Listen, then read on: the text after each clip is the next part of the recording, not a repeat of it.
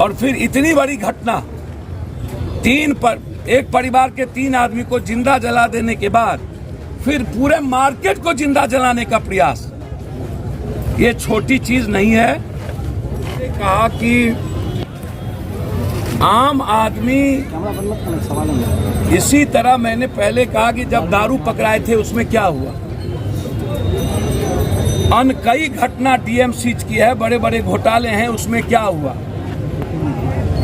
अलल पट्टी में किया था, मंदिर के पास किया था, बेता में किया था, अलल पट्टी, मंदिर, बेता, सभी जगह की घटना है। मैंने बताया पहले कि पहले भी कई घटना घट चुकी, इसका कोई परिणाम नहीं निकला, जिसका नतीजा क्या दुष्परिणाम है आम लोगों को। सर, जब जिस समय दारू मिला था वो दरभंगा पुलिस प्रशासन बाद में पहुंची थी, वो ऑलरेडी फोर्स कहीं से और आई थी ना, उस समय सर्च ऑपरेशन ठीक से हुआ था, और न इस घटना के बाद भी कि वहां का सर्च ऑपरेशन क्या है कि होली मिलन के समय दारू कहां से आया। चौधरी वाला घटना भी घटी थी लहरियासराय में, याद करिए, पेट्रोल वाला जला दिया गया था, हम उसमें भी आए थे।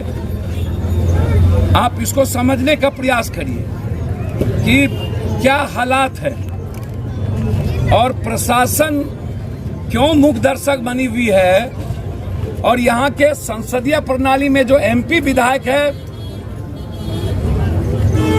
मुझको समझ में नहीं आता। विधानसभा में ये क्वेश्चन करते हैं सिर्फ उस पदाधिकारी की जो पदाधिकारी इन्हीं के मंत्री और इन्हीं के सरकार को पैसा पहुंचाया। उन्होंने कहा कि मैंने पैसा पहुंचाया, और उस पर कोई कार्रवाई नहीं होती है। तो मामला उठाते हैं तो कार्रवाई क्यों नहीं होती? आपके ही बीजेपी के तो मंत्री हैं।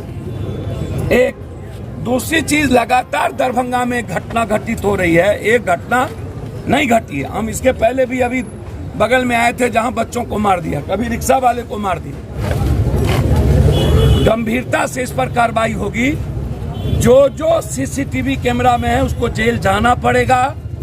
याद कीजिए, मैंने पहले भी कहा था कि दरोगा पर कार्रवाई होगी, एडीएम पर कार्रवाई होगी, नहीं होने का सवाल नहीं उठता है। जांच की प्रक्रिया चल रही है, और जांच हो करके ही सारे पदाधिकारी सस्पेंड भी होंगे, जेल भी जाएंगे। सर, सीसीटीवी फुटेज देखने के बाद में अभी किसी भी स्टूडेंट की गिरफ्तारी नहीं, ऑलरेडी पूरी हॉस्टल को खाली करा दिया गया। भैया, हॉस्टल खाली